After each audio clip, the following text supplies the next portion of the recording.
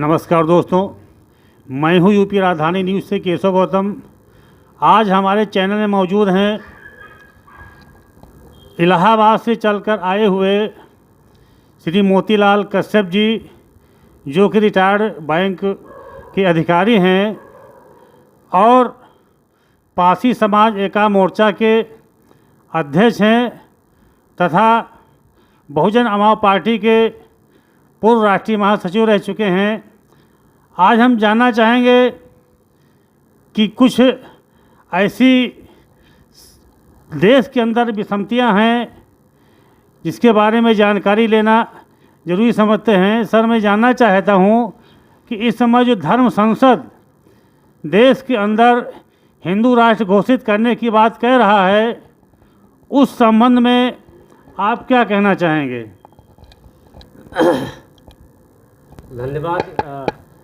पहले तो आपको बहुत बहुत धन्यवाद कि आपने बहुत ही सामयिक और महत्वपूर्ण मुद्दा उठाया है।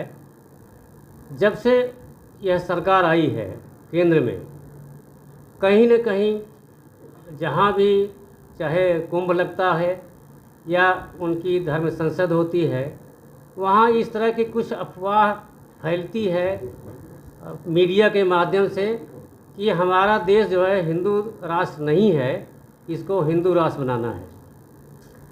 तो बार बार ऐसे पिछले कुंभ में भी ये बातें उठी थी कि हिंदू राष्ट्र की घोषणा जल्द होगी। बहरहाल यहाँ आदरणीय प्रधानमंत्री जी भी इलाहाबाद में आए थे, उस पर कोई चर्चा नहीं। आदरणीय गृहमंत्री जी भी आए थे, लेकिन अभी हाल में फिर न्यूज़पेपर में आया है कि हम हिंदू राष्ट्र बनाएंगे। और हिंदू राष्ट्र में सबसे जो महत्वपूर्ण परिवर्तन की बात हो रही है कि वोटिंग राइट सबको नहीं होगा। वोट का अधिकार जो संवैधानिक अधिकार है वह हिंदू, जैन, बौद्ध और सिख को ही होगा। कहने का मतलब यहीं से जो है एक देश में एक उथल पुथल जो होगी, इन्हीं बातों से लेके है। पता नहीं कितना सही है कितना गलत है, लेकिन मीडिया के माध्यम से अगर आ रहा है, न्यूज़पेपर के माध्यम से आ रहा है, तो ये बड़ा ही दुर्भाग्यपूर्ण बात है और संवैधानिक व्यवस्था को एक प्रकार से चैलेंज देने की बात है। कहीं से कोई ये बात उठा देता है। कश्यप जी, सवाल ये है कि ये धर्म संसद में ये कानून बने ना बने, हिंदू राष्ट्र घोषित हो ना हो, लेकिन आप क्या ऐसा मान के चल रहे हैं कि ये जो आगामी 2024 का लोकसभा चुनाव आने वाला है, ये वोट के ध्रुवीकरण की राजनीति है? ये बिल्कुल आपने सही कहा। यह महज अब इनके पास कोई मुद्दे रह नहीं गए हैं और जो आर्थिक स्थिति है देश की, शैक्षणिक स्थिति जो देश की है, जो हमारे पड़ोसियों से संबंध हैं, सब जगह पूरा इनकी नीतियां जो है फ्लॉप हो चुकी हैं। देश में बहुत उबाल है परिवर्तन का। इसलिए आप एक बैंक अधिकारी रहे हैं जी, तो आपसे सवाल ये पूछना जरूरी है कि अभी अभी आरबीआई की तरफ से एक रिपोर्ट आई थी कि 2023 तक हमारा देश दिवालिया घोषित हो जाएगी। दिवालिया भी घोषित हो सकता है। ऐसा संभावना है कि हमारे पास जो फॉरेन रिजर्व है अभी 1 लाख करोड़ डॉलर अभी सरकार निकाल के अपने काम में ले आ रही है।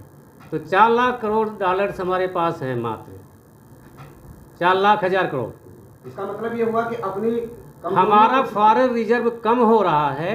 निश्चित तौर से हमारे जो है इंटरनेशनल बैलेंसेज कम हो रहे हैं। यानी अपनी कमियों को छिपाने के लिए हमारी कमियां बहुत हैं। आज की तारीख में सबसे बड़ा इशू जो आर्थिक है, हम सही चीज़ हमको सरकार की जनता तक आने न पाए, इसलिए नए नए मुद्दे उछाले जाते हैं। और जब भी इनको कोई प्राइवेटाइजेशन करना होता है तो देश में दूसरी आग लगी होती है, इसी में एक चीज़ प्राइवेट कर देते हैं। रेलवे चाहे स्टेशन बिक रहे हैं, चाहे एयरपोर्ट बिक रहा हो, हर जगह जो है प्राइवेटाइजेशन की बात चल रही है, एम्प्लॉइज़ की समस्या हो रही है। ये सारे इशूज़ जो हैं नेशनल इशूज़ हैं। नेशनल इशू पर सरकार न काम करके धर्म में फिर एक प्रकार से उलझाने का काम कर रही है। यह देश के लिए बड़ा खतरनाक है। और जो परिवर्तन की बात चल रही है हिंदू राष्ट्र की, इससे सबसे बड़ा खतरा है कि संवैधानिक अधिकारों का हनन होगा और देश में जो है समस्याएं पैदा होगी। हिंदू राष्ट्र में एक चीज और कह रहे हैं वो कि हम वर्ण व्यवस्था के अनुसार चलाएंगे, वर्ण व्यवस्था के अनुसार चलाएंगे। तो इसका मतलब हो गया कि एक बड़ा सवाल खड़ा है, ये क्राइसिस पैदा होगी कि चलिए हिंदू धर्म में वर्ण व्यवस्था ले आएंगे, लेकिन जो सिख हैं, जैन हैं, बौद्धिस्ट हैं, उनको किस वर्ण में रखेंगे? ये बड़ा सवाल खड़ा हो जाता है। ये बहुत बड़ा सवाल है देश में कि वर्ण व्यवस्था के अनुसार चलाएंगे तो वर्ण व्यवस्था के अनुसार वही है कि संविधान को ख़त्म करने की बात है। पूरी इनडायरेक्ट में इनका ये कहना है कि वर्ण व्यवस्था में भेदभाव है, डिस्क्रिमिनेशन है और डिस्क्रिमिनेशन के आधार पर उनके जो है काम बांटे जाएंगे, शिक्षा को महत्व नहीं दिया जाएगा।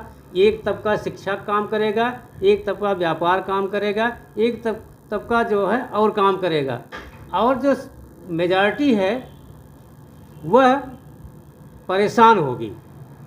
तो ये बिल्कुल बातें जो है देश के लिए बड़े घातक हैं और इस पर जो है पूरे देश में बात उठनी चाहिए। तो कुल मिला के जो आप आज जो पेपर में चल रही है, जो चर्चा हो रही है हिंदू धर्म की, हिंदू राष्ट्र की, ये काफ़ी दिनों से चर्चा चल रही है और चूँकि चुनाव सामने है और इनके मुद्दे ख़त्म हैं, पूरी तरह से जनता त्रस्त है, निश्चित तौर से परिवर्तन की तरफ जा रही है, इसलिए नए नए मुद्दे उछाले जा रहे हैं। चलिए कश्यप जी, एक समसामयिक सवाल है, नया सवाल है। अभी संसद ने, चूँकि भारतीय संविधान में अनुसूचित जातियों को, पिछड़ी जातियों के कल्याण के लिए योजनाएं बनाना, कानून बनाना संसद का काम है। अनुसूचित जाति जनजाति अत्याचार प्रतिषेध अधिनियम बनाया गया और गवर्नमेंट की पॉलिसी है कि किसी भी पीड़ित को FIR दर्ज होते ही 1/4 प्रतिकर धनराशि दी जाएगी।